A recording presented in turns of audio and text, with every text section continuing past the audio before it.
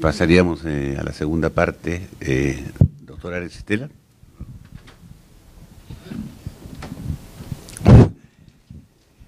En primer lugar, creo que es justo relevar la excelente charla que nos ha hecho el doctor Salaverry, que de manera didáctica nos ha contado con mucha amenidad y muchos elementos de juicio la historia de la trayectoria del Hospital de San Andrés. Y quiero en particular también subrayar la necesidad de recoger el llamado que él hace para que todos los miembros de la academia hagamos una decisión o tomemos una decisión y la materialicemos en un esfuerzo conjunto para no dejar de que pase más tiempo sin que realmente materialicemos la idea de hacer de ese local lo que el Perú necesita ya hoy más que nunca, el tener un verdadero museo de la historia médica del Perú.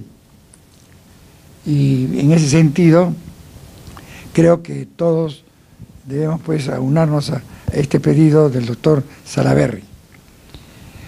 Como veo que él está particularmente documentado con lo ocurrido en esa área de Lima, quisiera preguntarle si ha indagado o qué datos tiene sobre los esfuerzos que entiendo en algún momento en el pasado más o menos inmediato se han hecho para buscar en la zona del Hospital de San Andrés la localización exacta de las colocaciones de las momias del Cusco, incaicas.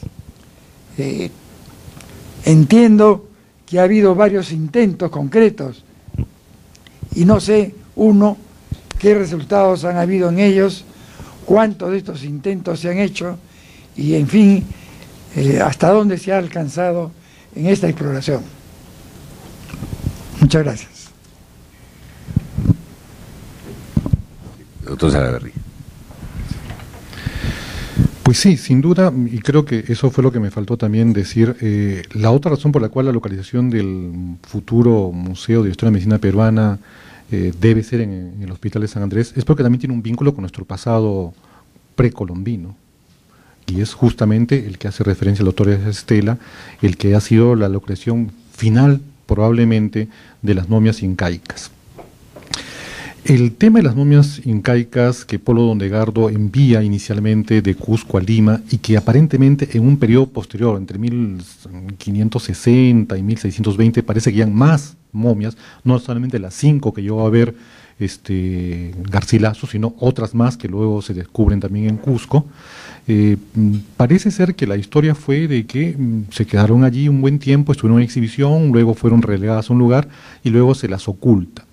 Los intentos para poder localizarlas incluso toman a Ribagüero. Ribagüero tuvo interés en descubrir la localización de las momias cuando todavía el hospital no estaba en el estado actual, estaba mucho más conservado, y tuvo referencias diversas. Una de las referencias en las excavaciones es incluso que habiendo sido encontradas en una refacción del hospital, el mayordomo de entonces, el sacristán de entonces, decidió enterrarlas en el mismo cementerio que tenía el hospital. Esto es en el siglo XX, comienzo del siglo XX. Luego de eso hubo varios intentos, tal vez los más recientes, que los que nos interesan, que han sido muy modernos, son los que se realizaron con el apoyo incluso de una agencia externa, en la cual se ha hecho incluso con instrumentos muy modernos, con radar, para descubrir, lo cual ha permitido descubrir varias cosas en el interior, como por ejemplo unas bóvedas, unos depósitos aparentemente de detritus de la época, pero no hay huella hasta ahora de ninguna de las momias. A pesar de los intentos extensos que se han hecho, últimamente ya no se ha podido hacer más porque ya la actitud que tiene la beneficencia de haberlo alquilado, de haberle puesto una losa de cemento encima, impide mayores, pero ha habido excavaciones, ha habido intentos y todos estos han sido infructuosos hasta la fecha. ¿Por qué son infructuosos? Nos quedan dos posibilidades, dos escenarios: que las momias ya no estén allí, que en algún momento alguien las haya encontrado y con una actitud así las haya destruido o trasladado a otro lugar, o que estén, pero en un lugar que todavía no ha sido investigado. La verdad que esto es un tema a futuro, pero el interés por las momias de los incas es un interés que creo yo todavía es válido. Sobre esto han trabajado muchas personas. Hoy día me informaba el doctor Morales que por razones de no estar en Lima, el doctor Teodoro Hampe, por ejemplo, no ha podido estar presente, pero él es una de las personas que más ha estado introducida en el tema de buscar las momias de los incas. Yo creo que parte de lo que tenemos que hacer a futuro es que si se establece allí el Museo de la Historia de la Medicina Peruana, también esto debiera inmovilizar estos trabajos que están haciendo y continuar con las investigaciones para definir claramente si todavía hay restos de algunas momias allí o ya no hay.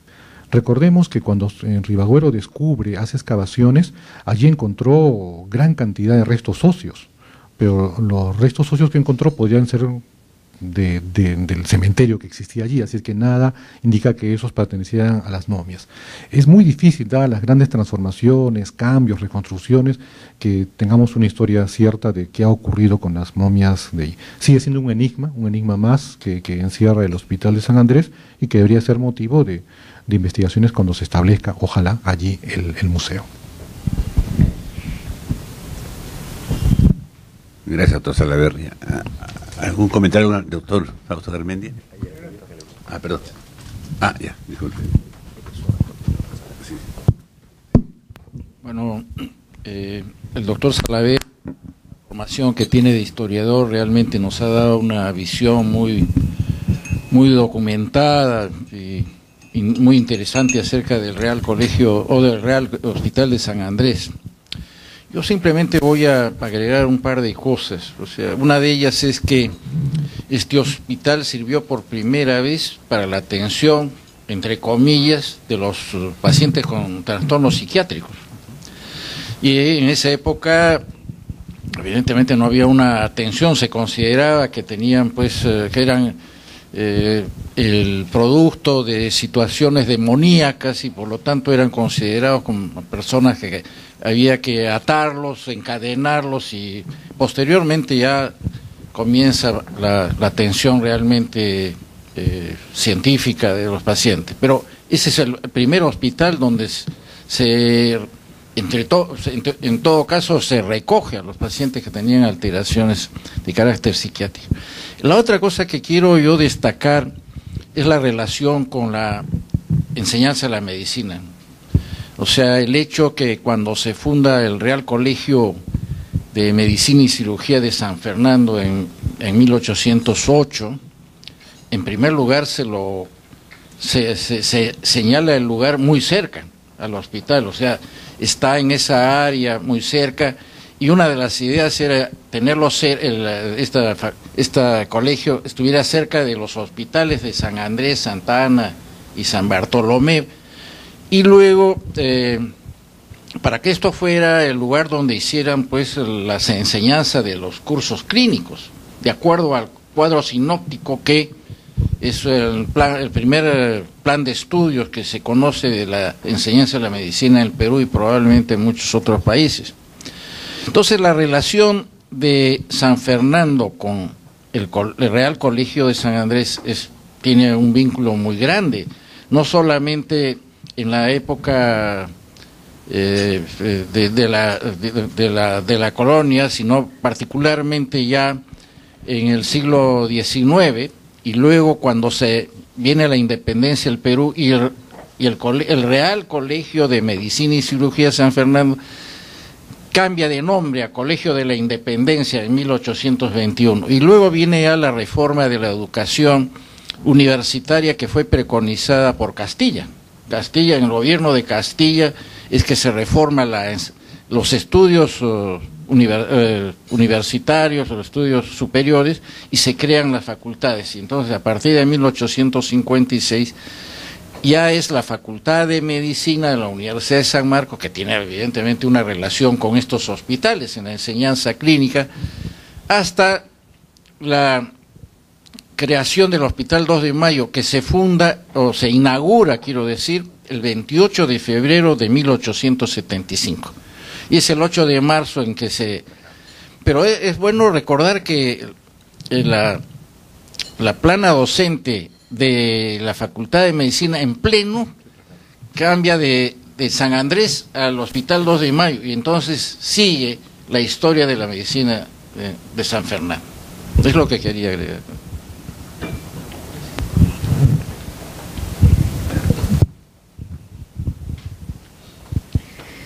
En primer lugar, para felicitar al doctor Salaverry por ponernos al día, ¿no?, en un tema tan importante para la academia, y al doctor Wagner por poner este tema como primer tema de tertulia, como una pista a seguir, ¿no?, en los siguientes meses.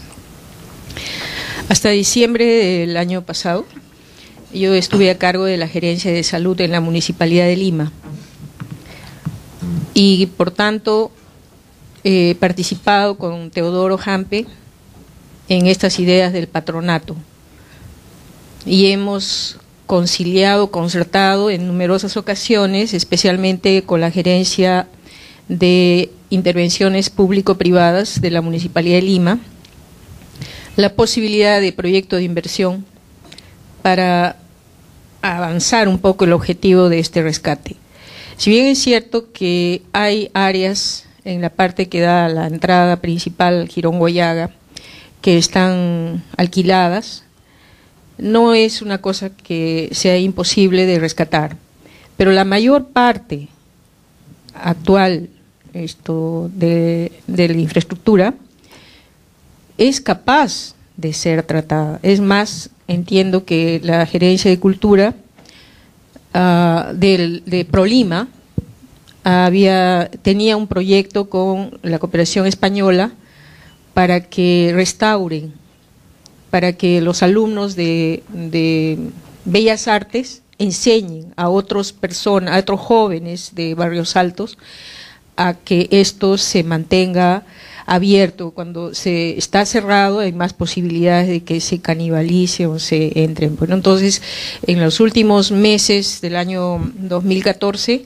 ha habido estudiantes, ha habido jóvenes bajo este convenio con la cooperación española, con la municipalidad y con la Escuela de Bellas Artes trabajando. No sé el destino ahora, pero a donde vamos es que, si bien es cierto, es propiedad de la beneficencia, el fin es de salud.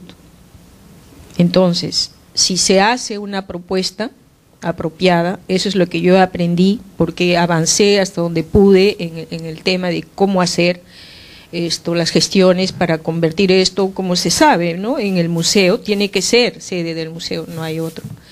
Pero la extensión es tan grande que da para construir un museo y da para hacer muchas cosas más. Hay pabellones enormes. Nosotros hemos tenido la oportunidad, como parte de las actividades de la Gerencia de Salud, de invitar al Instituto Nacional de Salud, ¿no?, en una ocasión con el doctor Cabezas, en otra ocasión con la doctora Nora Reyes, que también del Instituto Nacional de Salud está ahora a cargo de la Dirección de Salud de las Personas, de ver que dentro de un proyecto de inversión pública fuera un museo, pero también, así como ha mencionado el doctor Salaverry, es la presencia de este museo en México, tiene también otras funciones el día de hoy. O sea, hoy día es una institución de investigación adicional, etcétera, y con esos otros recursos se puede construir un proyecto de sostenibilidad financiera, porque ese es el principal problema.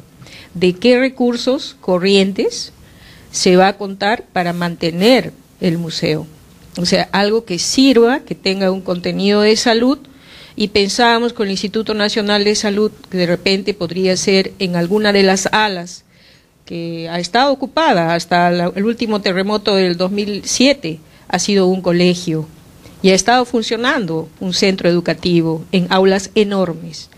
Entonces, en esas zonas podría de repente, avanzábamos la idea de tener el laboratorio de Lima Metropolitana, que no tiene. Lima, 10 millones de habitantes y no tiene un laboratorio. Lo que tiene es el laboratorio del Instituto Nacional de Salud de Chorrillos, que es totalmente insuficiente para todos los temas de multidrogoresistencia y temas específicos de Lima. No teníamos o no tenemos. Por eso era que como gerente de salud estaba yo interesada en ver y de avanzar. Por tanto, en resumen, considero que si bien es cierto, este cargo es propiedad de la beneficencia pública, la administración es de la Municipalidad de Lima.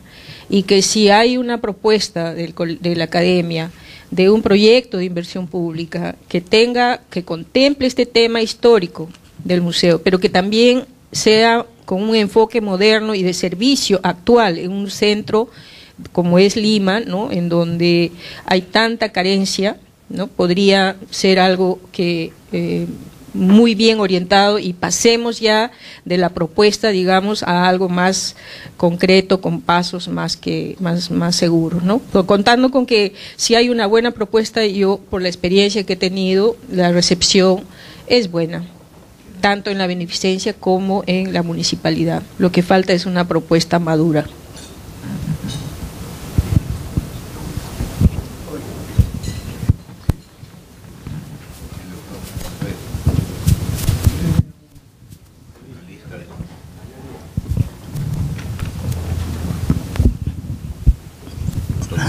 Felicitaciones, doctor Salaverry, por su exposición y el esfuerzo, desde luego, de reducir y hablar de aspectos sustantivos de un tema tan amplio.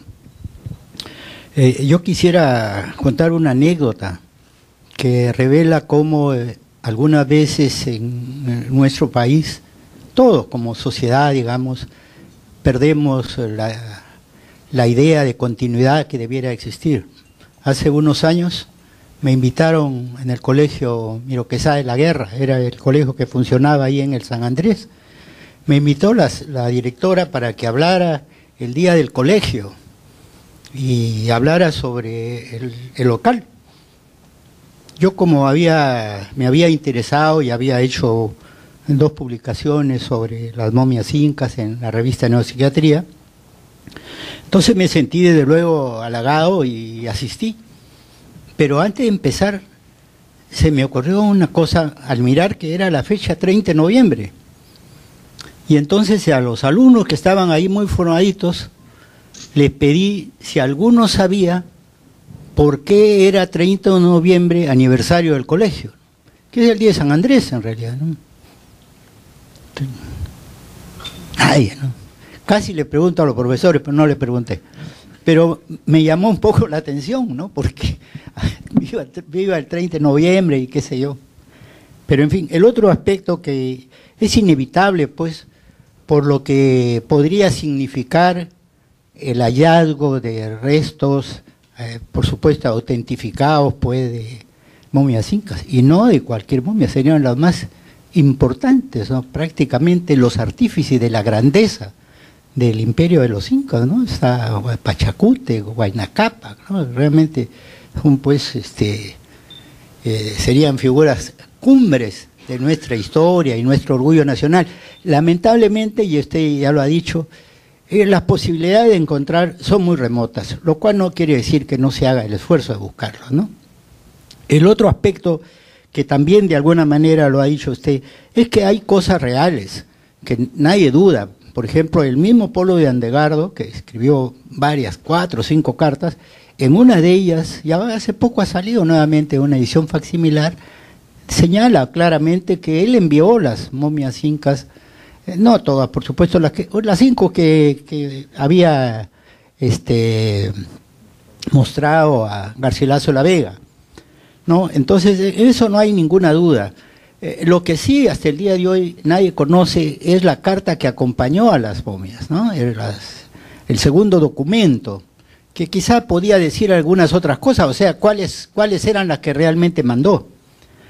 Ahora, yo por mi cuenta me llamó la atención, y seguramente mucha gente con más conocimiento que yo lo había hecho, Es que en esa época Pablo de Ondegardo, en la fecha de 1559, en que aproximadamente fue el momento en que él las envía, él era, además de corregidor, era alcalde del Cusco. Entonces existen pues las actas, por supuesto ya al castellano actual, completas, en el Instituto Ribagüero de la Universidad Católica, ¿no? Publicadas en una revista de historia. Entonces yo he leído todas y en ninguna hay ninguna referencia ni a las momias ni al envío. Esto no quiere decir que no haya ocurrido, ¿no? Quizá no le dieron importancia, pero me llama la atención con un hecho tan trascendente como eso, ¿no? El segundo aspecto es que cómo fue el medio de enviarlos, ¿no? Ahora sería muy fácil, pero personajes que habían sido conservados con métodos propios de la época y además por el clima, y que estaban además expuestos, es una cosa increíble, la mayoría de momias estaban enterradas, pero esas no, esas estaban sentadas en la casa en que habían vivido y eran desplazados en ceremonias en diferentes épocas, a diferentes lugares. Entonces, no es sencillo, pues, pensar cómo pueden haber hecho para enviarlos, tendrían que haberlas envuelto, pues, en algunas telas, y luego enviados en llamas o en mulos, y además el recorrido realmente en bestia desde el Cusco hasta Lima, no es pues sencillo, ¿no? Que probablemente pueden haber venido pues hasta Huancayo y de ahí haber bajado en fin, por cualquier sitio. Pero vinieron por la sierra y lógicamente tenían que haber entrado por el sitio que es hasta ahora la entrada pues de la sierra, ¿no? Y ahí fueron al hospital de San Andrés, y como usted lo ha dicho, además, fueron al hospital de San Andrés probablemente para evitar, pues, si de allá los enviaban justamente para evitar idolatrías. Y además ya habían datos de que habían quemado algunas de ellas. Entonces, para evitar estas situaciones, la enviaban a Lima, no las podían mandar para que acá persistan pues las idolatrías, se lo van a poner en el hospital de naturales, y entonces, lógicamente, tenía que ir al hospital de San Andrés. Ahora, en las actas del Cabildo de Lima, que es tan cuidadosa, tampoco hay ninguna referencia a que hayan llegado momias incas. No tenía por qué haber tampoco, ¿no? Pero no hay ninguna referencia. Es más, por ejemplo, Zairi Tupac, que fue el Inca, uno de los Incas, hijo de Manco Inca, que fue el que, digamos, pactó con los españoles la liquidación del Tahuantinsuyo, ¿no? Que después fue desconocido, pero él firmó un acuerdo, tuvo algunos beneficios, pero para hacer eso vino a Lima, y está bien descrito, inclusive hasta ahí dibujo de Guamán Poma Ayala, pero por supuesto Guamán Poma Ayala pudo haberlos inventado, porque él vivió como 90 años después, pero está el dibujo y la entrevista que tuvo con el virrey y todo eso, y sin embargo en las actas del Cabildo de Lima, ni una letra, no hay nada. Y ahí se tomaba en cuenta todo, hasta la visita a las boticas, en fin, cosas así, la muerte del conde de Nieva, y sí, detalles, no solamente relacionados, digamos, a una función edil, sino de otro tipo. Y yo supongo que viniendo, pues, este Inca para entrevistarse con el virrey y firmar un acuerdo definitivo ya de rendición del Tahuantinsuyo, no lo hubiesen apuntado tampoco, ¿no? De manera que el hecho que no figuren tampoco quita pues validez, pero sí quiere decir que habría que ser más cautelosos pues en los estudios al respecto, ¿no? Finalmente, yo no he encontrado, que tampoco quiere decir que eso sea la verdad, por supuesto es mi punto de vista, ningún tipo de documento que señale a alguien que ha visto las momias en esa zona. Y ahí me llama la atención una cosa. Por ejemplo, usted ha mencionado muy bien la visita de los enviados del rey, este grupo que llegó a la audiencia de Lima y hicieron una inspección tan detallada, y usted lo ha mencionado, por supuesto, ¿no? Hasta el número de gallinas ponían. Y sin embargo, no vieron las momias incas. Por eso fue 1563, de tal manera que habiendo sido 1559 el envío ya debían estar ahí, y sin embargo no mencionan, se me hace raro eso. Dicen inclusive el número de locos, que a propósito la mayoría eran chilenos, pero bueno, pero de casualidad probablemente, pero eran... Y todo, cuenta el número de pacientes, y como digo, hasta el número de gallinas. Y no mencionan para nada, ¿no? Me llama un poco también la atención eso, ¿no? Y luego el padre José Acosta, por supuesto, pero él escribe ya 25 años después. Y él dice algo que a mí me parece que es un poco no muy claro. Dice, las momias que envió el marqués de Cañete a Lima, perdón, Pablo Dondegardo a Lima, dice, y que ahora donde muchos españoles las han visto, pero no dice donde yo le he visto. Dice, donde muchos españoles las han visto, aunque ahora ya están deterioradas y gastadas. Lo que quiere decir que hasta esa época, muchos años después todavía estaban ahí, ¿no? Ahora, sinceramente, con la humedad de Lima y puestas en uno de los patios, con seguridad se habían descompuesto muy rápidamente, porque originalmente, pues, no solamente estaban expuestas, sino cuidadas.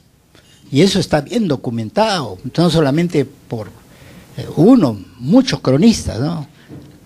De tal manera que hay esa posibilidad, que es por supuesto extraordinaria, y hay la otra posibilidad, que es un desafío que sí lo podemos hacer, digo yo, si todos nos empeñamos, como veo de los acá presentes, en hacer pues un museo de la medicina peruana y de la salud en general, de otros aspectos, y este es el local pues más importante, realmente. Gracias, doctor.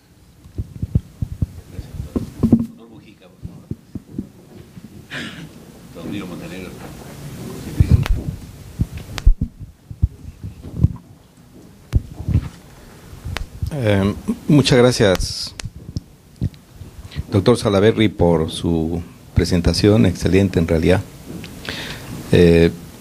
Me quedan algunas preguntas. Me hubiera gustado ver el estado actual y sobre todo las gestiones que se están haciendo. Tengo entendido que hay un patronato. Hubiera sido bueno conocer cuáles son qué instituciones o personas integran este patronato, qué injerencia o participación tiene la Academia Nacional de Medicina, en este patronato o en esta gestión, y en todo caso creo que es oportuno este momento para invocar a la directiva de la Academia que tome algo más de acción, que tome acción en esto. No sé cuál es su participación en este momento todavía,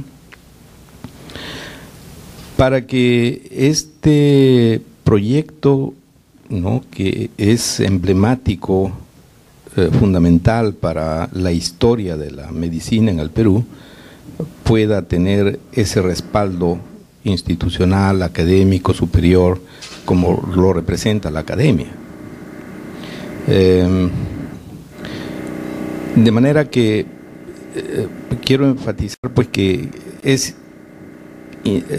muy importante que exista un centro nacional de acopio de temas históricos de la medicina, que sea de fácil acceso para todos los que puedan contribuir a su enriquecimiento, y que este centro pues tenga las facultades de hacer estudios, investigación, exhibición y docencia sobre la historia de la salud y de la medicina en el Perú.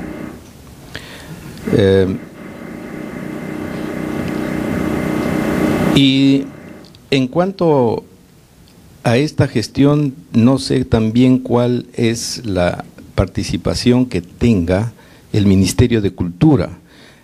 Tengo entendido, se mencionó que no había suficientes fondos o recursos económicos para llevar a cabo este proyecto, pero yo creo que el gobierno está en la obligación de hacerlo, y lo haría a través del Ministerio de Cultura, que es su función fundamental. Y entonces yo creo que habría que hacer una gestión a través de esta institución, de este ministerio, para que pudiera facilitarse los recursos a llevar a cabo el proyecto. Creo que eso es lo más importante que quería decir, entre otras cosas.